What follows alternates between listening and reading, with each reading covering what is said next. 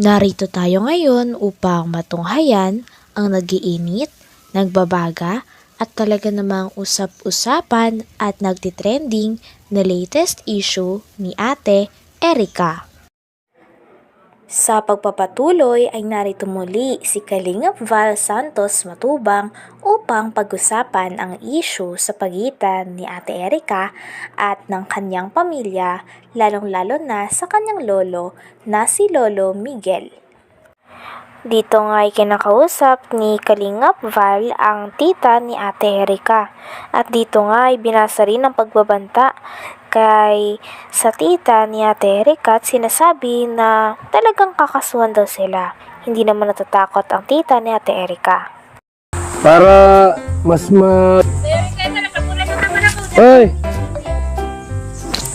Linawin ko lang kung ito yung babaeng ito. Para magklaro ko lang. Apo, siya po yan.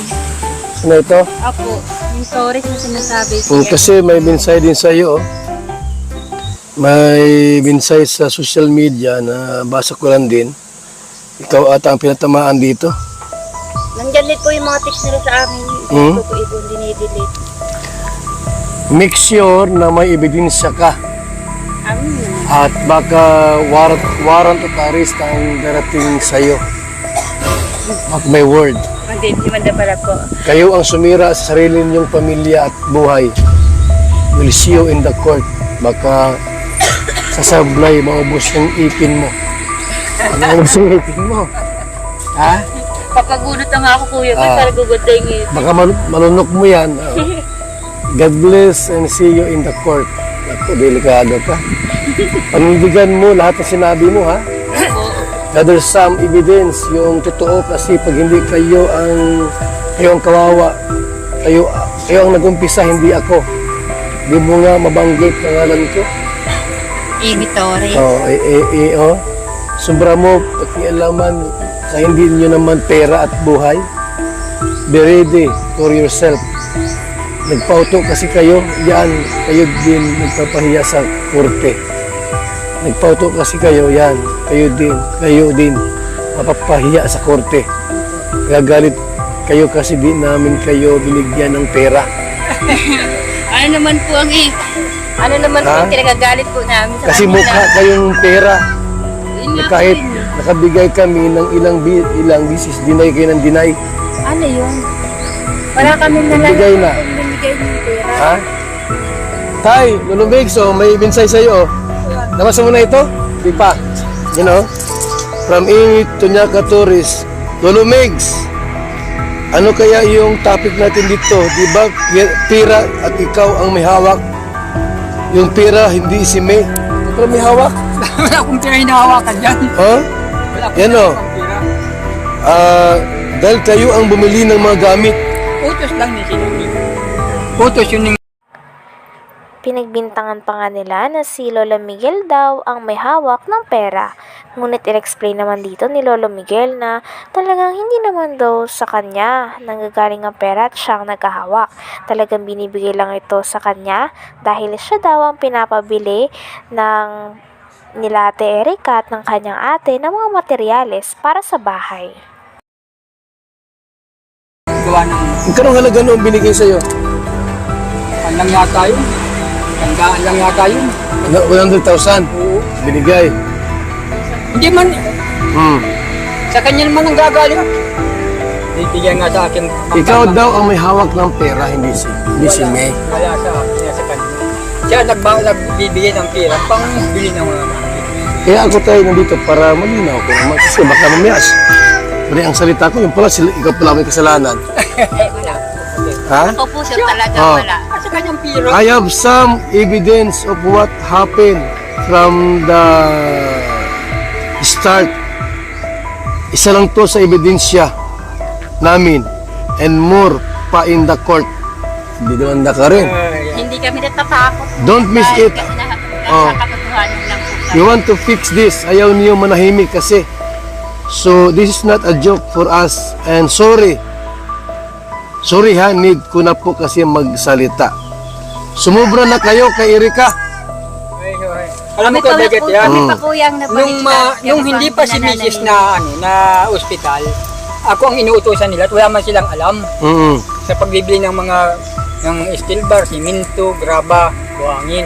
Baka, Binibigay mo sa akin ang pera. Di, ako na, simple ako nagkuhan sa, sa hardware. Mm. Yun. At di simple, ako talagang nagbabayad sa hardware. Tapirma ako dun. Pero sa kanilang gagaling ang pera. Ganun. May prueba naman din po kami kung Mm. yung nga kanino ang pera. Kahit tiyahin ko kapag salita. Oh. So, sumubra na kayo kay Erika, sabihin ko sa iyo, hindi kayo obligasyon ni Erika, ni Kikay. Ang dami po pang anak sila. Alam pong mga anak. Ang dapat ay obligasyon sa inyo. At wala kayong pakialam doon sa pera ni John A. O pera namin dahil hindi po sa inyo yun. Wala kayong karapatan sa perang yan. Karapatan dahil nagpapatulong sila sa akin. Ang sabi, tulungan, at wala silang alam, magbili ng magpagawa ng bahay. Ako nagpawa ng bahay na yun. At yung bahay pong yun ay sa barangay. Looting yun, ako ang nagbili noon.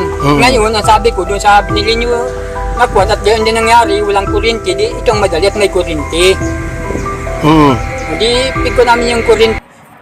Dito nga din in-explain ni Lolo Miguel at nilinaw niya na talagang wala siyang kinalaman o hinahawakan sa pera nila Ate Erika. Kung meron man daw siya na nahawakang pera galing sa kanila, ito daw ay kanilang ibinigay at ipinabibili ng materyales para sa bahay nila.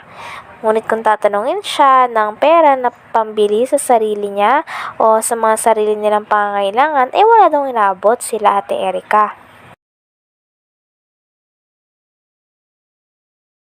Pick ko namin yung kurinti, pinalo up namin, sabi ng kurinti. Ayun ang pinagawa namin para madali-dali na. Ay, pira sa sabi na ako nagawak ng pira, hindi wala sa akin yan.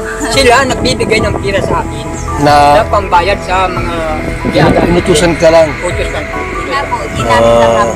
Ay, kung alam ko lang ang kakaganyo, hindi ako masunod sa kanila. Yung ganyang giyagawa. Bakit tayo nagkaano kayo ni Shelami at Erika? Bakit nung pala inutusan kanilang bumili ng mga materialis? Tapos ano nangyari pagka Ito na nga po sa iwalay kayo? ng mga misis, mga hospital. Di ganun na nga po, di pag-uwi namin, wala na sila, hindi papaalam, walang respeto sa amin. Parang hindi na tayo kapanito, ka-pamilya. Pagdating namin, wala nang tao dito, yun na nga, nagkunapalitan lang ng konting tampo, pero hindi pa rin. Ano pa doon? Tapos kung ano pang binabato sa akin, mukhang kwarta daw ako, Kami ang Sa social media din, pinutulo po nila, baliktad po. baliktad nila. Kaya nga po ako nag-video niya kasi sobra na po yung mga ginagawa nilang kapwa-anuhan sa amin. Para po malaman po ng mga tao kung sino po sa amin tama. So, Ayun po sa mga paratang po nila eh. Nandyan din po yung ebidensya na sinasabi nila sa akin, nandyan hindi ko ini-erase yung mga text. wala, nilinaw ko kasi meron siyang pinost sa social media at na marami nakabasa. Baka naman yung sinasabi niya, meron din katotohanan. Kaya pumunta ako dito. Hindi po kami natatakot, Kuya Bal. At ang Nakakatotohanan lang. totoo niya, tututusan niya. Ako ang marunong akong magkuhan sa Yan Kuya Bal, babae na yan. Ito yun. Opo, yan. Ay, ito yan ha. Oh, yan, Opo, yan. yan. Ito yan ang mga kalingap po. So yan o. Butog din ang masyado. Yan Ito po. sinungaling. Yan po Kuya Bal, araw-araw po yung kausap ni May, umaga, gabi, yan mukha na Yan. yan. Yan. Bakit itong babae ito pumasok sa buhay ninyo kina Erika Ewan ko nga at po eh. Shelami? Halungkat niya Sino ba ito? May meteorist po yan. Kilala niyo ba ito? Kung mag-anak niyo ba ito? Hindi pa po namin yan nakikita. Tay, kamag-anak mo to, Tay? Hindi ko pa nga nakita sa Personal. Ngayon ko lang nakita. Bakit nakialam sa buhay ninyo? Eh, hindi ko po alam. Lagi po Awang ko Hanggang dito na lamang muna ang ating nag-iinit, nagbabaga, pinag-uusapan at talaga namang nagtitrending na latest issue ni Ate Erika. Maraming salamat sa inyong panunood. Hanggang sa muli. Bye!